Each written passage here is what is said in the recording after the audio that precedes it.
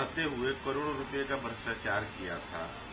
उन्होंने अपना नाम बदल लिया क्योंकि वे यूपीए नाम के साथ चुनाव में नहीं जा सकते थे, इसलिए उन्होंने इंडी गठबंधन के साथ जाने का निर्णय लिया। इस महागठबंधन के लोग रामचरितमानस का अपमान करते हैं, रक्षाबंधन और जन्माष्टमी की छुट्टियां रद्द करते हैं।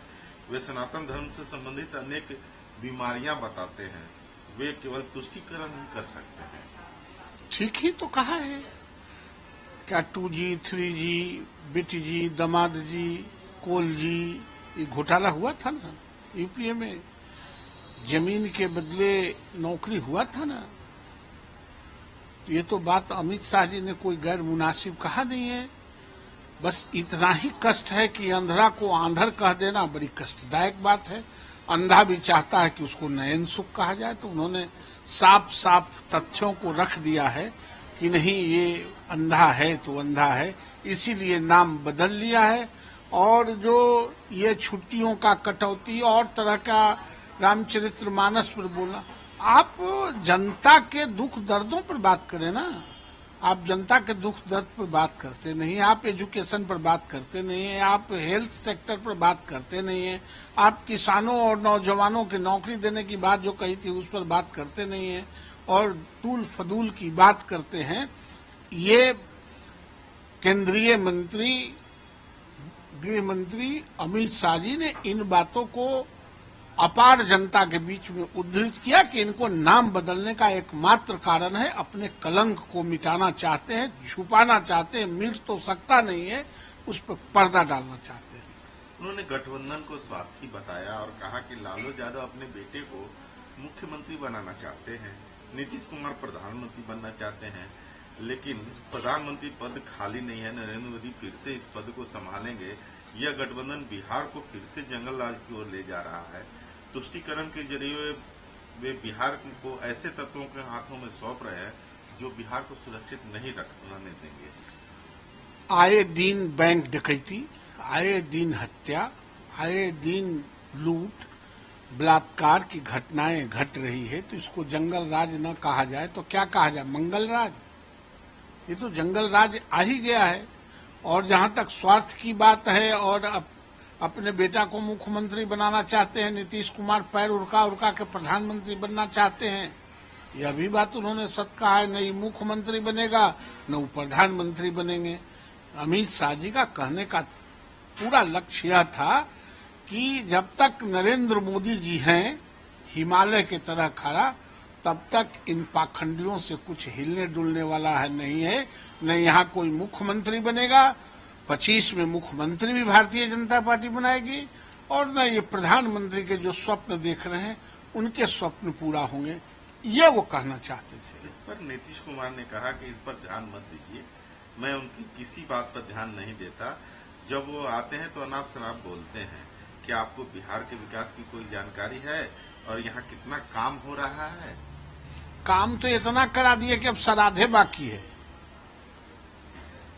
इतना काम कराए हैं, उससे कम काम नहीं कराए, श्राद्ध तक पहुंचा दिए हैं।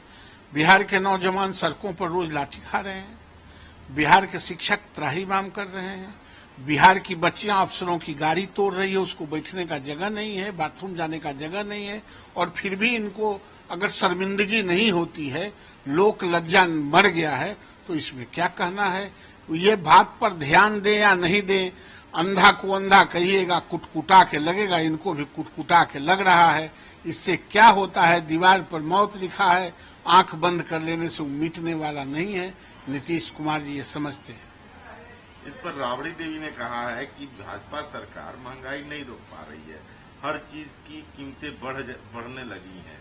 उन्होंने यह भी कहा कि सिर्फ इसलिए वे कह रहे हैं कि पीएम मोदी फिर आएंगे, इसका मतलब है कि वो नहीं आएंगे। वे जम्मू कश्मीर में चुनाव क्यों नहीं करा रहे हैं?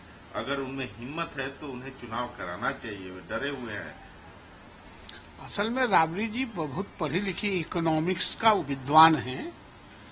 उनको ये पता है कि आज से पहले, नरेंद्र मोदी जी के पहले, प्रतिदिन सामानों के दाम घटते थे, लोगों के उम्र भी घटते थे। जब उनके राज था तो सब सामान के दाम लगभग रोज हर प्रतिदिन कुछ न कुछ कमता था, अब प्रतिदिन बढ़ रहा है। वो इकोनॉमिक्स की ज्ञाता हैं, उन ज्ञाताओं के बारे में कुछ मैं नहीं कहना चाहता हूं। और जहां तक नरेंद्र मोदी जी के आने का सवाल है, इन लोगों की हैसियत से बियॉन्ड है। पी चिदम्बरम ने कहा कि एक देश से एक चुनाव यह संविधान पर हमला है और हम इसे अस्वीकार करते हैं। बीजेपी जानती है कि उनके पास नंबर नहीं है, फिर भी अगर वो इसे पेश करते हैं तो ये ध्यान भटकाने के लिए है। और कौन प्रस्ताव पर कांग्रेस पार्टी समर्थन कर रही थी भारतीय जनता पार्टी के? तो प्रतिपक्ष में है। हम रात कहेंगे तो वो दिन कहेंगे, हम कहेंगे कि नहीं हमको विकसित भारत बनाना है तो वो नीचे की बात करेंगे, हम कहेंगे कि न विश्व गुरु बनना है तो वो नीचे के अपमानित की बात करेंगे। कांग्रेस पार्टी तो यही करती है। पी चिदम्बरम कर रहे हैं तो कौन गलती कर रहे हैं? उनकी पार्टी का यही ट्रेंड है। इंडिया गठबंधन की एक रैली होनी थी भोपाल में, जिसमें सारे नेताओं को आना था, लेकिन अकस्मात ये रैली कैंसिल कर दी गई है। यह जानकारी दी है मध्य प्रदेश के पूर्व सीएम और मध्य प्रदेश कांग्रेस के अध्यक्ष कमलनाथ ने। देखिए, ये लोग कहीं कोई रैला, इन लोगों के पास आदमी कहाँ से आदमी लावेंगे? खरीद के लावेंगे आदमी? कहाँ से आदमी लावेंगे कि रैली करेंगे? अरे क्लोज डोर अपना गलछब्बा उड़ा लें, कुछ खा पी ले, यही इनके लिए बहुत है। इनकी हैसियत नहीं है कि कहीं रैली कर सकते हैं, रैला कर सकते हैं, ये बात बना सकते हैं, ये गाली दे सकते हैं एनडीए को, नरेंद्र मोदी को गाली दे सकते हैं, भारत को गाली दे सकते हैं, भारत को नीचा दिखा सकते हैं। इसके अलावा इनकी कोई हैसियत नहीं है। पुणे महाराष्ट्र में आरएसएस के संयुक्त महासचिव मनमोहन वैद्य ने कहा है कि हमारे समाज ने कई वर्षों तक एससी और एसटी समुदाय को सम्मान, सुविधाओं और शिक्षा से वंचित रखा है। उन्हें एक साथ लाने के लिए संविधान समर्थित आरक्षण है, उन्हें यह मिलना चाहिए। अन्य आरक्षणों की मांगे राजनीतिक हैं, इसलिए हमने इस पर चर्चा नहीं की। जो कमजोर हैं, एससी एसटी के लोग जो लाचार हैं, उसके लिए भारत के संविधान में प्रोटेक्ट किया है, उसी प्रोटेक्शन की बात शायद उन्होंने कहा है। और निश्चित रूप से ऐसे लोगों को जो अंतिम पंक्ति के अंतिम खंड में हैं, उनको प्रोटेक्शन मिलना ही चाहिए।